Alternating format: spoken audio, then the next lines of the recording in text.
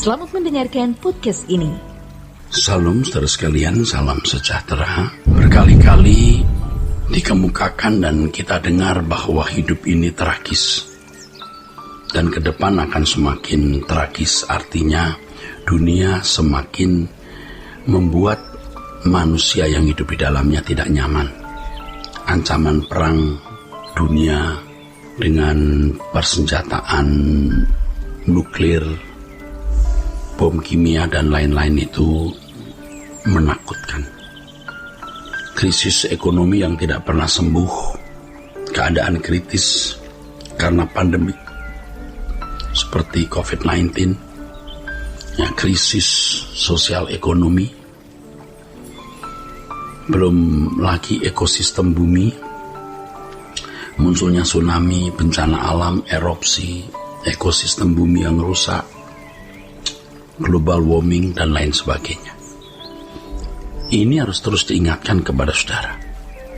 Kita tidak tahu bagaimana anak cucu kita menghadapi keadaan ini hari esok. Mengerikan saudaraku. Hidup di bumi ini tidak ada optimistis, tidak ada. Dunia makin memburuk. Tetapi apakah berarti lalu kita menjadi pesimis? Tidak, kita optimis. Kita optimis menyambut kedatangan Tuhan, optimis menyambut kerajaan yang akan dibangun Tuhan di langit baru, bumi baru. Yang kita harus lakukan sekarang adalah bagaimana kita hidup sesuai kehendak Allah. Hidup tidak bercacat, tidak bercela, tidak terikat dengan dunia, menjadi kekasih Tuhan. Dengan kehidupan seperti ini, sebenarnya kita menjagai anak cucu kita. Tuhan menjagai anak cucu orang yang takut akan Dia, orang yang benar. Kalau kita berkata bahwa Allah tidak membiarkan anak cucu orang benar sebagai peminta-minta, lalu dinyanyikan oleh kebanyakan orang Kristen atau hampir semua orang Kristen, dan mereka merasa anak cucu mereka tidak akan jadi peminta-minta, itu salah. Itu keliru. Yang tidak menjadi peminta-minta itu bukan orang yang mengaku kebenaran ayat Alkitab itu, tetapi yang menjadi benar. Orang benar anak cucu tidak akan meminta-minta, lalu Anda berkata amin, amin. Seakan-akan anak cucumu tidak akan pernah mengalami keadaan sebagai peminta-minta. Anda lupa bahwa Anda hanya mengamini ayat itu, tapi tidak menjadi orang benar. Anda harus melihat diri Anda ini orang benar belum? Orang yang takut akan Allah belum? Sudah menjadi kekasih Allah belum? Faktanya banyak orang Kristen yang hidup di dalam dosa, orang yang tidak meninggalkan percintaan dunia, yang tidak sungguh-sungguh membela pekerjaan Tuhan, pelit untuk pekerjaan Tuhan. Kalau untuk beli barang, beli sesuatu bagi dirinya sendiri, berapapun dia anggarkan. Tapi untuk pekerjaan Tuhan, itu begitu perhitungan. Sebenarnya uang Anda itu tidak layak untuk Tuhan. Kalau masih punya perasaan seperti itu, tidak layak. Dulu ada seorang pendeta yang berpikir bahwa orang yang tidak memberikan kekayaannya bagi Tuhan itu pasti dihukum, karena dia tidak memberikan uangnya. Satu sisi itu benar, tapi sisi lain pendeta itu tidak tahu atau belum tahu waktu itu bahwa dia kalaupun memberi uangnya pun gak layak untuk Tuhan.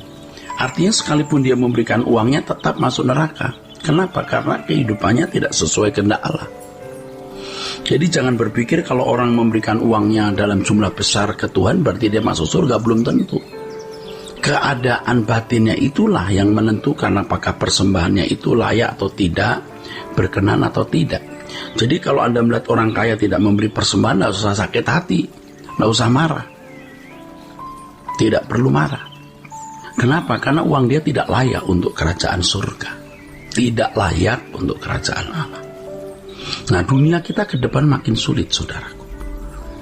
Kita punya uang sebanyak apapun tidak akan bisa melindungi anak-anak kita.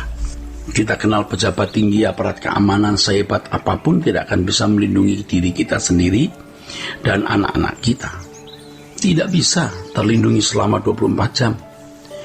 Maka jangan sombong kalau hari ini Anda kaya, memiliki relasi pejabat tinggi sana-sini, Anda merasa bahwa Anda bisa menghadapi segala kesulitan dengan kekuatan uang dan relasi Anda, itu tidak akan lama. Satu kali Anda akan dibotaki oleh Tuhan, digunduli, saudara. dilucuti, sampai Anda nggak bisa buat apa-apa. Nah, setiap kita pasti akan dilucuti Tuhan. Nah, sebelum Tuhan melucuti kita lucuti diri kita sendiri sekarang. Maksudnya apa? Maksudnya adalah kita mau menjadi orang yang hanya menghayati Allah sebagai milik kita satu-satunya dan hidup untuk kesenangan Dia. Nah, ini nilai yang tidak bisa dicapai oleh sebagian besar orang. Bagaimana menjadi seorang yang takut akan Allah, yang dalam segala hal menjaga perasaan Allah, hidup berkenan kepadanya. Dan ini tidak bisa dicapai dalam waktu singkat. Nah, hendaknya kita menjadikan ini agenda satu-satunya dalam menjalani hidup. Untuk itu kita hayati kehadiran Allah. Sampai kita tidak perlu lagi konsentrasi untuk menghayati kehadiran Allah. Karena kita sudah dengan sendirinya bisa menghayati kehadiran Allah tersebut. Tidak usah konsentrasi. Karena hal menghayati kehadiran Allah itu sudah hal yang biasa. Dalam menghayati keadaan Allah itu hal yang bukan hal yang perlu dipikirkan, kita tidak perlu konsentrasi, tapi dengan sendirinya karena kita sudah terbiasa hidup di hadirat Allah.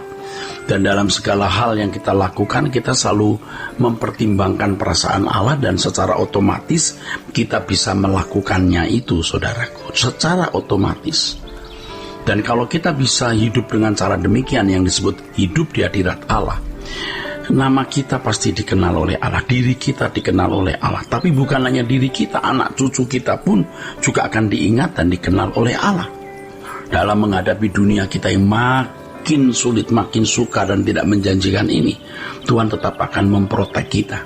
Artinya, memprotek kita bukan berarti kita tidak akan mengalami kesulitan.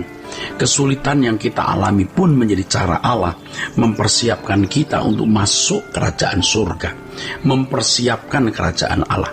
Dan puji Tuhan, bukan hanya kita yang dipersiapkan untuk masuk langit baru bumi baru, menjadi anggota keluarga kerajaan Allah, tinggal di istana Tuhan Yesus dan menikmati kemuliaan bersama Tuhan Yesus, tetapi juga orang-orang yang kita kasihi. Orang-orang yang kita kasih tentu adalah pasangan hidup, anak, cucu, menantu, tapi juga sahabat-sahabat kita yang bersama-sama dengan kita melayani pekerjaan Tuhan.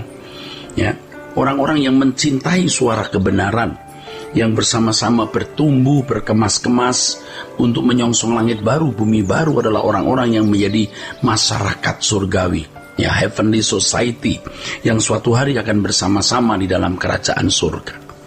Dunia kita tidak menjanjikan. Tidak bisa optimis terhadap dunia kita. Tidak bisa. Dunia ini sudah begitu rusak, begitu tidak ideal untuk dihuni.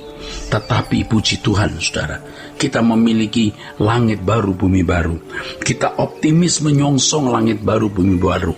Kita tidak optimis menyongsong yang lain. Optimisme kita hanya pada Tuhan dan kerajaannya. Menyongsong kehidupan ke depan yang makin memburuk, makin berat, makin sulit.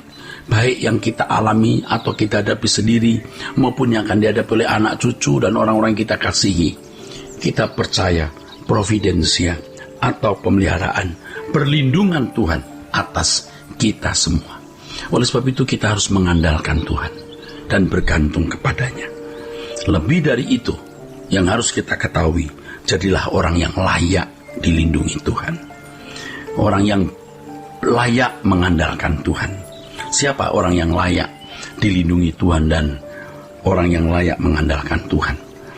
Mereka yang hidupnya hanya menyenangkan hati Allah, tidak hidup dalam percintaan dunia dan tidak hidup dalam dosa.